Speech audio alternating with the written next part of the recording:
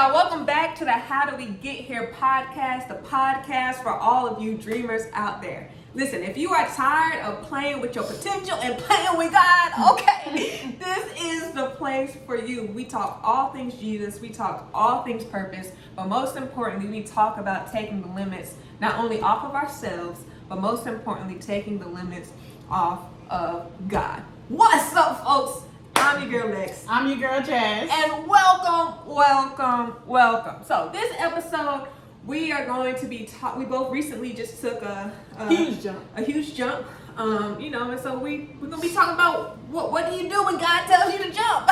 Okay, what do you do when God tells you to jump? Yeah, what do you do? Well, let's get right into it. Let's hop into it. So take me through leading up to your jump, the things that were kind of going on in your world.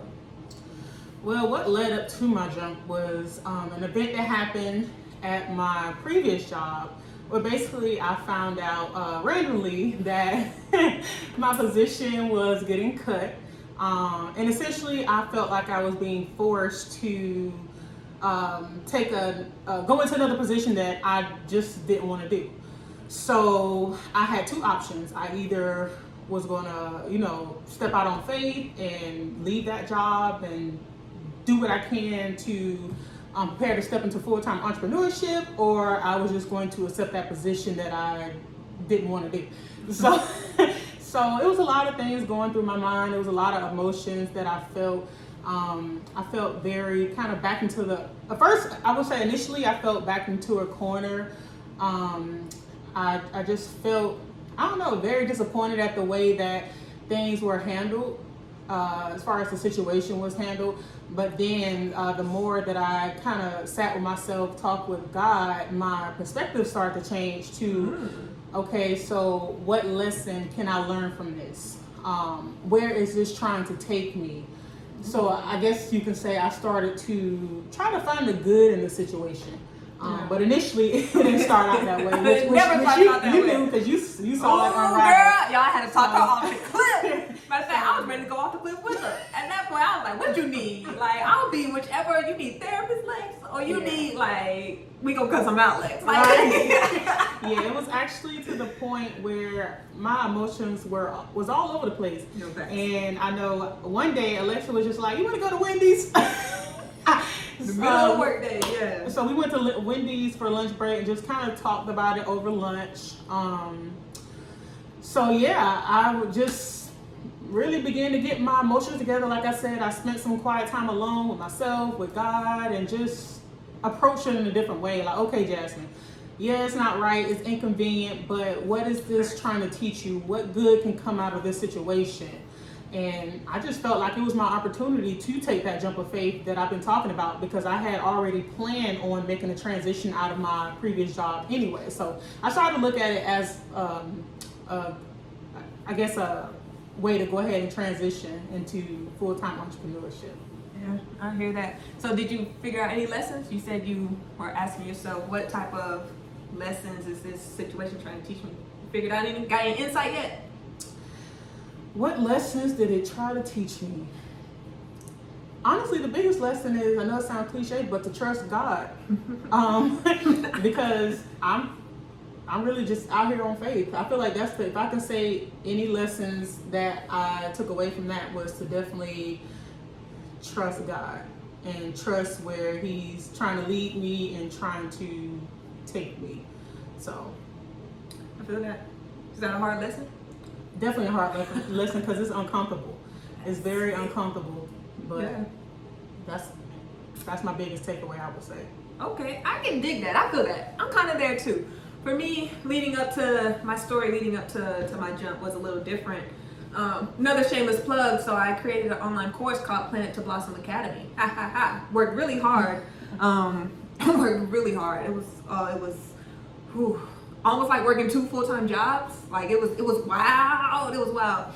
And so anyway, long story short, this was like maybe a week before the incident at work with you. I launched. I think it was about a week or so. Yeah. So about a week before things hit the fan with her, I actually I launched my course. Right. I did a an online webinar masterclass with, people that I didn't know. And so, I was like geek because I'm like, yo, I'm about to make so much money. You know what I mean? I get to do two things, right? I get to pour and serve to other people, but I also get to, make some coins while doing it. And things just didn't work out as, what's the word I'm looking for? It just didn't work out, as I planned, right? And so I think leading up for my jump, I was kind of in a position to where I was navigating disappointment in a sense. Like, it was like I was disappointed, but I wasn't disappointed.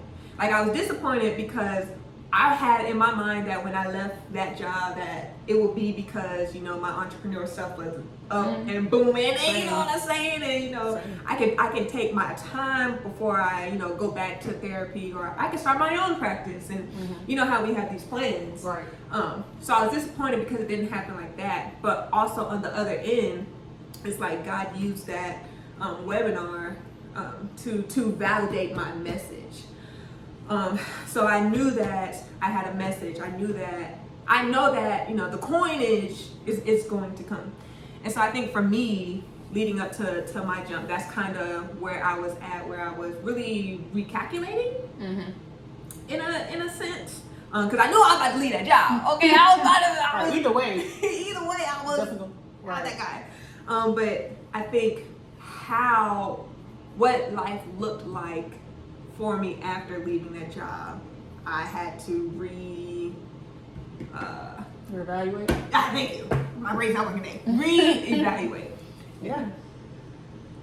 So I would say the same. So I'm, like I told y'all, right now I'm just out here on faith. And I feel like where I'm at right now in my life is I'm anticipating and expecting. I feel like I've went through the disappointment and the unexpected turns and bumps and detours in the road. So now I feel like where I'm at right now is just a stage of expecting, and hopefully, prayerfully, a stage of receiving. Blame you.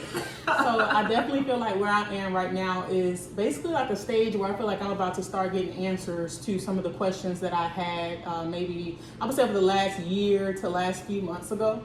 So I definitely feel like I'm approaching the light at the end of the tunnel.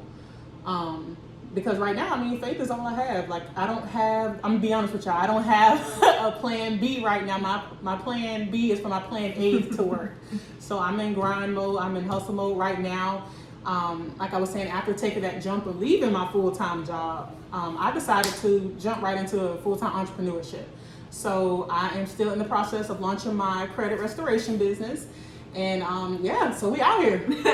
But like I said, I definitely feel like for me, this is a season or stage or whatever you want to call it of receiving, and I'm anticipating and just ready to see, what that looks like. So that's kind of where I would say that I am right now in my life after the jump. Ooh. So how has navigating it been? It's definitely been scary, very, very uncomfortable, because naturally, if you don't really have a backup plan, it's like a lot of pressure. Which I would, right. So it's definitely a lot of pressure, but I feel like the pressure is necessary. The level that I feel like God is about to take me, I need all of that pressure. Yeah, right. I need all of that pressure. Oh, tell me more. Wait, pause. I feel like the level where God is about to take me, I need all of that pressure. Tell me more. What do you mean? I just feel like, this won't sound cliche again, but pressure creates diamonds. You know what I'm saying? So I just feel like if you don't go through anything, how can you appreciate what's coming? Like, if you don't feel pressure, what are you going to do when you actually under some real pressure? You're going to fold, like, because you're not used to it. You haven't built that muscle. You haven't built that tenacity. So I'm just appreciative because as we all know, where like entrepreneurship, it's not easy. Like it's not like it's not like a lot of what we call W-2 jobs where you can usually have a expected paycheck every weekly or bi-weekly. It's not like that. Like you have to get up every single day. You have to go get it. You have to build your clientele. You have to push your product. So basically, what I'm saying is I feel like this pressure that I'm feeling is going to benefit me in the long run as a full-time entrepreneur because I won't be new to it. I'll be true to it.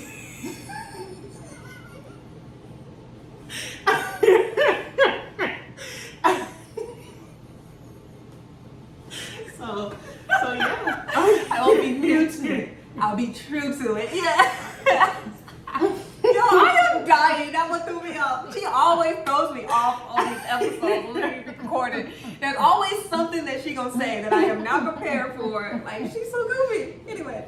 So how would you say that things been like for you in your world? So in my world, things have, first of all, I am adjusting. Okay. So as we are recording this episode, this is technically my first week not having to go to my W-2. And I'm a little thrown off because, you know, for the past however many months, like every single day, I'm there from 8 to 4. You know what I mean? Like every single day. And so it's interesting for me to navigate. I'm losing my train of thought. It is interesting for me to navigate this new season. There it is. Where, you know, I am no longer a W-2. I am now an independent contractor. I'm a 1099, right? So now if I don't work, I don't get paid. Okay, where before, you know, I can go to work and, you know, no clients can show up, and it wouldn't matter because your girl will still get a check. Okay, you know, but now things have shifted, and so it's been interesting navigating it, but I've also enjoyed it because I feel like it's given me a preview of what my life is getting ready to look like, or the things that I'm getting ready to step into. So you were saying that you were filled with expectation, but I'm also filled, you know, with expectation as well. And I think that I'm just in this season where I'm determined to do my part. Like, I don't want it to not happen because of me. Right. You know what I mean? Like, I am in a season where I'm going to apply my work to my faith. Like, faith without works is dead. So I'm gonna be disciplined. Absolutely. You know, like, you know what I'm saying? Like, I'm gonna be consistent. Like, y'all gonna hear from us consistently, okay? You go to the Abundant Walk, you gonna get a post consistently, okay? Like, every week I'm gonna be posting on the Abundant Walk page. Go follow me consistently because I am determined to do my part, and I know that it's not just gonna magically appear. Right. Which it would be nice if God was a genie. Nice? Okay. It would be so nice. Like, God, can we have a genie season? Right. Not a new character? Okay, fine. Right. Just do me this one favor. This one favor. Right? And so that's kind of where I am. Just trying to, and also trying to balance the faith and the works and being quote unquote realistic and patient as well. Because God's not a genie. And it would be nice. And I know that he can do anything. And I believe you know where my faith at. Crazy faith. Yeah, she know where my faith at. Like, I believe, when I say I believe God can do anything, I believe God can literally do anything. And so I am navigating, managing that faith while also being patient because it's mine and I want it now. Right. And it's my money and I want it now. Okay. And so I am, you know, just really just trying to rest in the process. Ooh. That's good. That's really good. A little bit of ours. And it's interesting. I know that, like you mentioned, how you're not a W-2 you're not a W-2 employee anymore. You know, you're an independent contractor. And I know we had this conversation before, but I just find it so interesting the position that we're both in. Like, as far as having to manage our time, manage our finances, our money, because those are things that we're going to need. I mean, those are that's a skill set that we're going to need as full-time entrepreneurs. So I just think it's just mind-blowing, like the way that I guess things fall into place. It's just, it's just crazy. Absolutely. It's how God will often give us a preview of where we're going before we get there. Almost as if it's like a test. Right. If that makes sense. Like, well, I'm going to see if you can steward this right now. One of my favorite scriptures, what I tried to build my life off of, is if you're faithful over few, I will make you ruler over many. Right? And so I think that that's kind of where we are post-jump, so to speak, is, okay, let me see you put your money where your mouth is. Like, you know what I'm saying? Like, will you be disciplined? Will you get up and work when you don't want to? Okay, I woke up this morning, y'all, and I wanted to be like, I'm taking a day off. Okay? But I had responsibilities, you know what I'm saying? I had to finish an assessment. I had to make phone calls to potential clients. You know what I'm saying? Like, I had to, now I'm here filming. I'm being real with y'all. I didn't want to film today. Like, I was so sleepy today, but I pushed through it, like, because again, like, I feel like I agree with what you said. It's a preview to a coming attraction. I seen that quote somewhere. A coming attraction to our life. We're getting a preview now. So if I can't manage it now, what I'm doing, how am I supposed to manage it on a grand scale? How am I supposed to manage it when I have clients depending on me, customers depending on me? How am I supposed to manage it when my brand is depending on me? So it's definitely gonna be super important to build a stable foundation for this next level. So yeah, that's good. I definitely agree with that. Yeah, which is wild. And I feel like we're what's that saying? We're in the something ground. What's it called? Nope. I don't know. Oh, yeah. I don't know. We're in the. You said something ground. Yeah, we're in the. Is it called the staging ground? Is that what it's called? Essentially, when you're put in there and you are in preparation for the battle. For the battle. Can y'all tell I'm tired? Okay, for the battle. For what's coming as we run through all our talking points. Right. Right. We're about at a good 20 minutes. Yeah, but yeah, I don't know what that phrase is. But you always have phrases that I don't know. Yeah. You taught me walking down my street. I never heard that. Walking down your street? Coming down my street. Yeah. What you mean? You had said somebody was coming down your street. Oh! We was talking about Michael Todd. I'm like, oh shoot, Michael Todd and Charlotte? And she was like,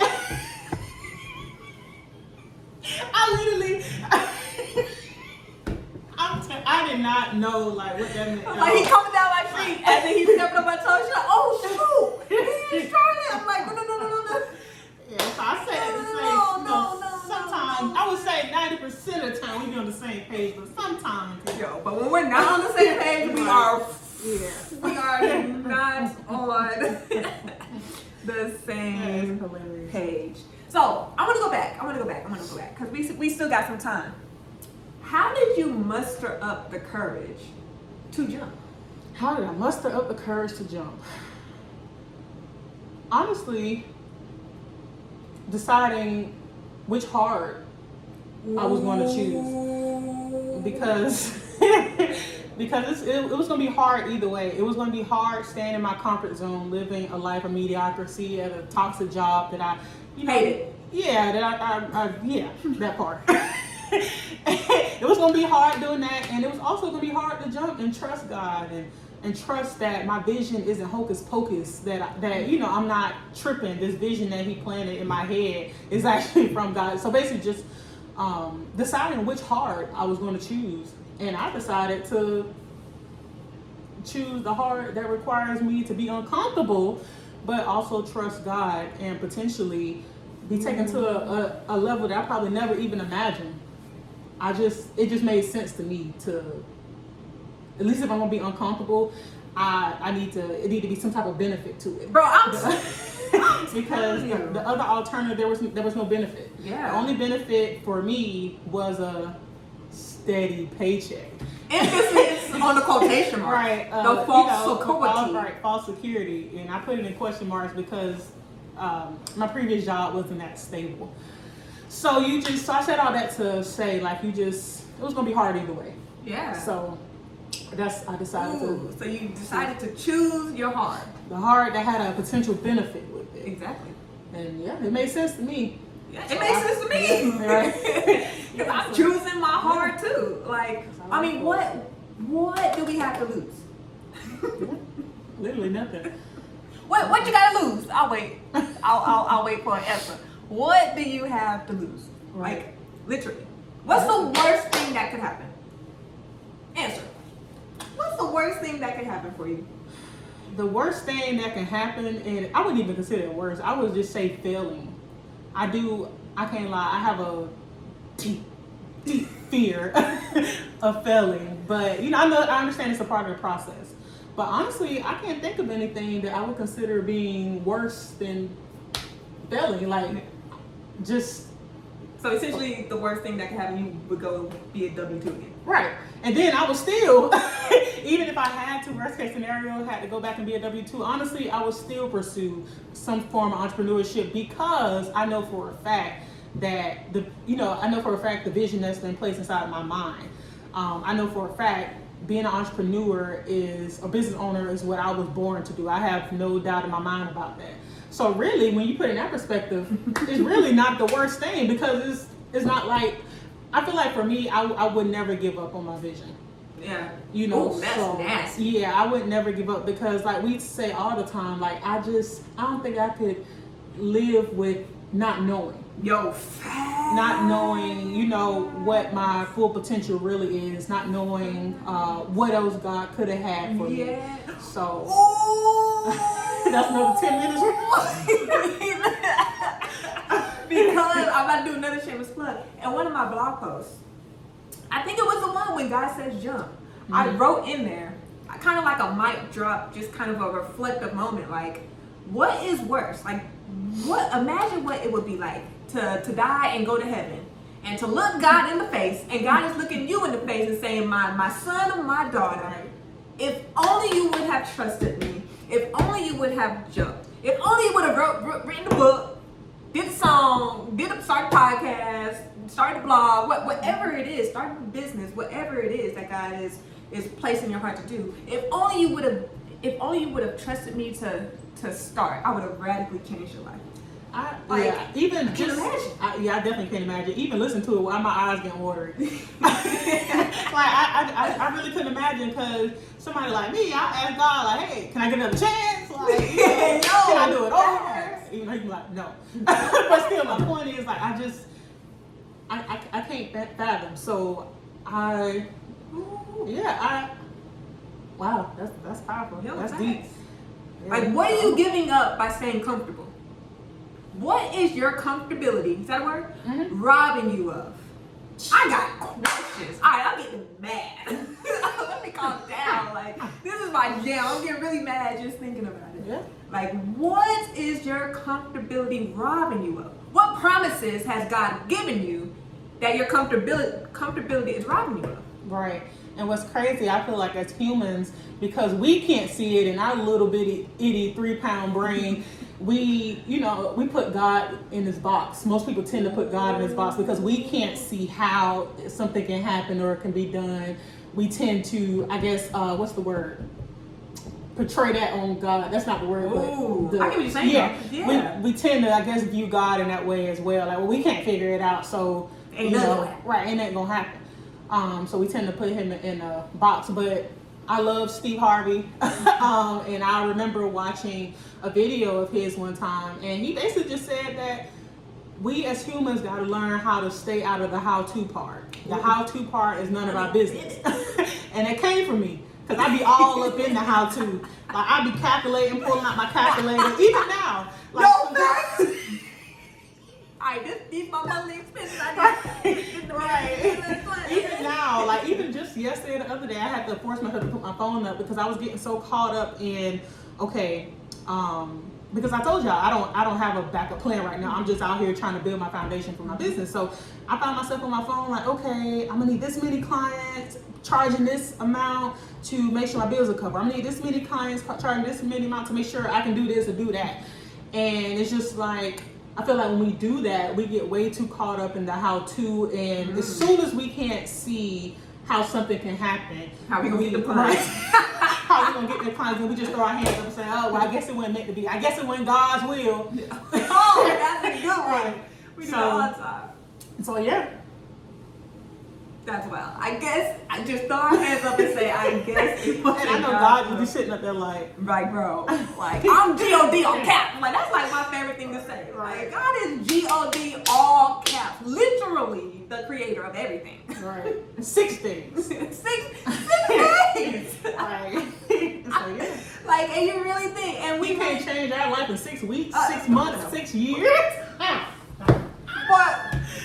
you preaching. Go ahead. This is your episode. I was finished. I was just, I was saying, God made heaven and earth and everything getting in 6 days. So I feel like we we need to stop putting God in a box, because the same God that made everything in 6 days, why he can't change your life in 6 weeks? Why he can't change your life in 6 months, 6 years, 6 days? Bro. 6 hours. All right, y'all get the point. But my point is, yeah, I just feel like it's so easy to lose sight of that. Yeah. It is very much so. But we have to do our part. We have to stay consistent in whatever it is, you know, that we are trying to do. You're trying to build a relationship, be consistent in that. Trying to build a business, be consistent in that. Trying to build an audience, like I am, be consistent in that. Keep showing up. Keep applying your work to your faith. And I guarantee you, I put all my weight on that. Watch him drastically change your life. Like where I'm gonna be 6 months from now, because of my consistency, because of my faith, and because of my works. It's gonna be nasty. Mark it. Y'all gonna have this video. Today, June 8th at 3:35 p.m. on a Wednesday. On a Wednesday. Okay. So y'all, mark my words. Yeah, 6 months from now. I can't wait. I already done wrote it down, so it's law at this point. I wrote it down that by October the 1st, I will have made a $10,000 profit in my business. Ooh. So I feel like it's law at this point. It's written down, it's law. That's nasty. So I'm definitely challenging myself. I'm trying to take the limits off God. Of course, it has its challenges. Yeah. It's a process, but I'm definitely trying to take the limits off of him, and also pushing myself out of my comfort zone, challenging myself, and just, like you said, staying consistent. I feel like with that combination on top of hard work and faith, it's like, how can you lose? So yeah, super excited to see what's next for us. No facts. I'm definitely anticipating. Like I said, that's where I'm at right now. No Anticipating. facts. I feel that. Because God wants some sweat equity. I learned a new word in business. So now I use it. Oh, you know how to teach me? Yeah, now I use it. God wants some sweat equity. So I was watching this show really quickly because we about to close out, called Undercover Billionaire. And it was these multimillionaires who got stripped of everything, their connections, their money, $100 in their pocket. They had 90 days to build $1 million business. Well, they couldn't afford to pay people. So they would tell people, okay, you're going to work off of sweat equity. And then when we build this thing up and we start making money, bam, that's when you're going to get that's when you're going to cut your check. Sweat equity. God wants some sweat equity. That's a blog post. That's a blog post. That's good. God wants some sweat equity. Okay, I'm done. Because we got to close out. So, you want to do the outro? Yeah, I can. Shoot. I'm good. All right. Y'all, we still ain't discussed the outro. So so I hope that you guys were able to take something away from this episode. I'm glad that you guys were here to bear with us. Listen, to be transparent, we tired, okay, and we ain't want to film today, but we decided to be disciplined and to be consistent. So we showed up. So take that same energy and show up in whatever area in your life where you are expecting God to do just the miraculous. All right. And take the limits off God and see where it gets you. Say less. Take the limits off of God and see where it takes you. All right. So we out. Deuces. Deuces.